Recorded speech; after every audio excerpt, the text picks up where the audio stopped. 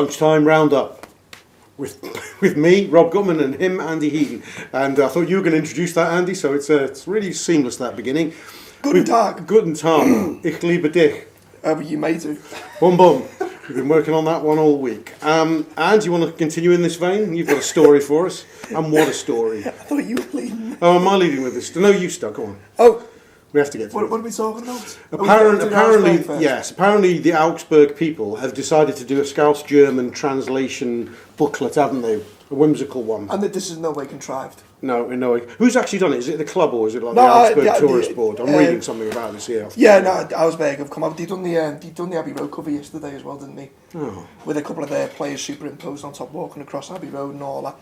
False sense of security, you know, big welcoming arms and all that. And we'll get over there and we'll probably get clubbed to death.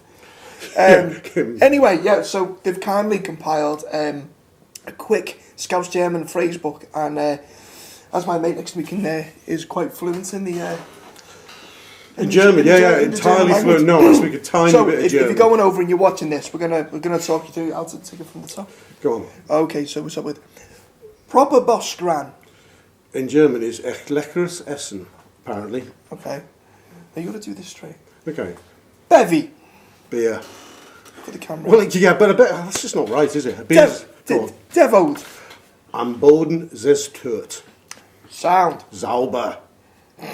Sauber. Lad. Alter. Me heads. Chocker. Ich kann nicht klar denken.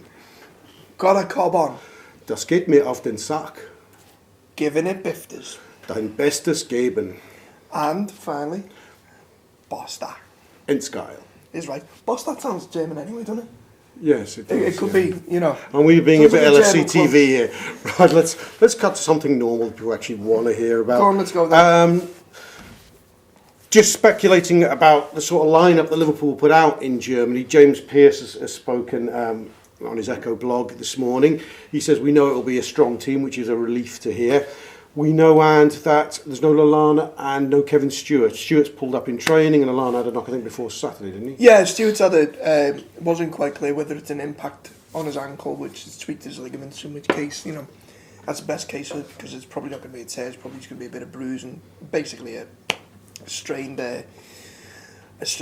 ankle ligament, or sprain, sorry. But if it's a tear, that could be a bad one. That could be a couple of months. And then it sounds like Lallana just a little knock that he can't shake off. A minor Lallana-ism. But yeah, Lucas is back.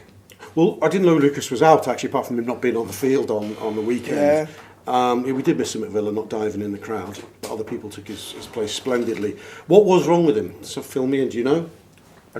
Just a minor knock apparently. Just a minor strain. He's better. He's better. But yeah, he's sound now. He's all right. He's ready to go and lead the charge.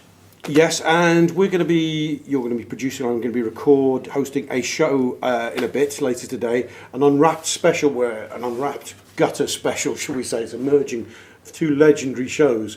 We're going to be talking about Liverpool's transfer policy as we've seen it in action over the transfer window and what's going to happen going forward. Mm-hmm. Interesting interview Klopp's given, isn't it, in the last 24 hours or so about the new arrival Matip. Yeah. And he actually mentioned, also on top of that interview, but tail end of it, he mentioned a position where he thinks we're light. Young wingers with exceptional young wingers with potential, I believe was the... I think he said that's what we've got. No, that's what he said he'd be looking for.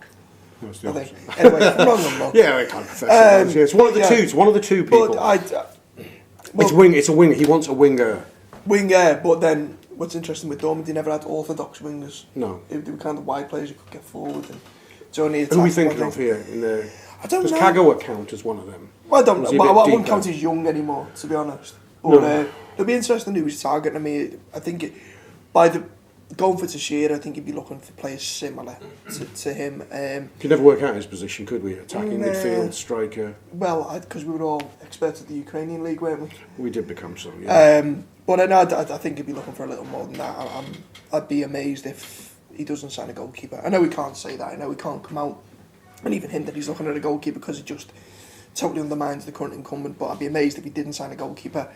I think maybe he'd look at maybe another centre midfield, a big powerful centre midfielder, and a forward.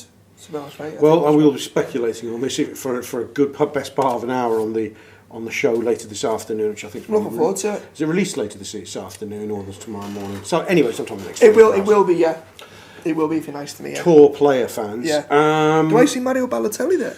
Yeah, his agent has been denying reports of a bust-up between him and his manager. I don't think he requires a bust-up for his manager to not actually want to be picking him anymore. The manager's been quite... It's Mihailovic, isn't it? Categorical about how players don't... It's Mihailovic, isn't it? Who's Milan's manager now, isn't it? Yes. It doesn't take much to upset him, to be fair.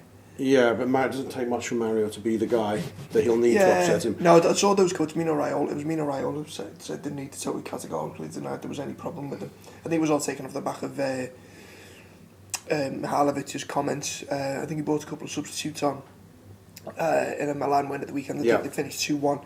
And they were 2-0 when the subs started coming on, and he basically accused the substitutes, all of them, of not putting a shift in. But obviously, because Mario's Mario, everyone's gone, means you.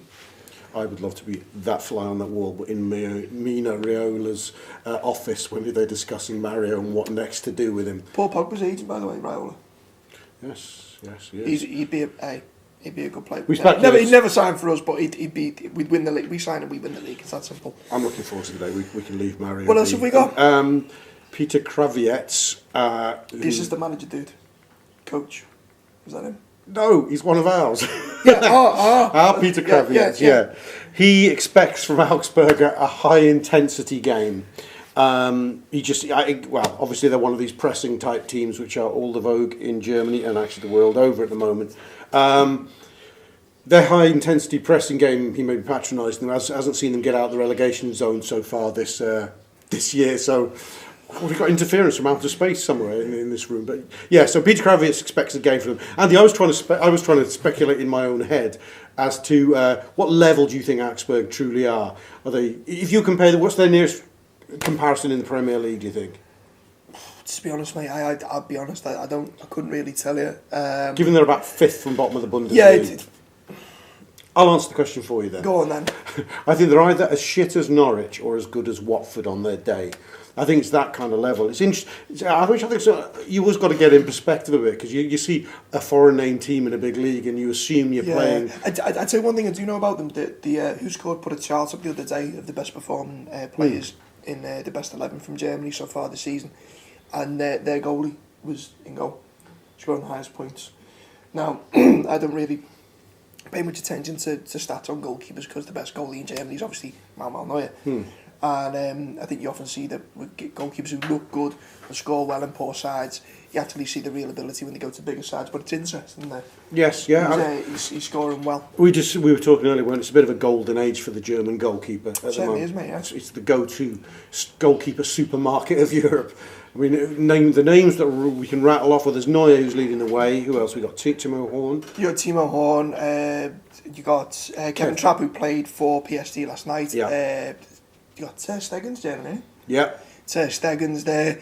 There's a young lad at Mainz. I quite like the look of him. Karius, I think he's called. Karius, yeah, Lawrence Karius. I like the look of him. Keep an eye on him, Reds. Yeah, so I think I think Klopp's going to be doing most of his shopping in Germany this summer by the sounds of the rumour mills, and goalkeepers. Why go anywhere else for that one? Is that what we've got today? I think it's a thin day, Reds. Obviously, match day tomorrow is going to bring some more on the team selection rumour mill, and we will join you later this afternoon. John's going as well, isn't he? John Gibbo Gibbons is going all the way to Augsburg. Yes. We'll be expecting loads of content. Yeah, so John without his kecks on in the middle of Augsburg. No. We're looking forward to that. I don't think Germany could handle that. I couldn't handle that. Why shouldn't Germany have to see it too? Right, another. Thank you, viewers. John Gibbons astride the Berlin Wall. Live. We'll see you this time again tomorrow.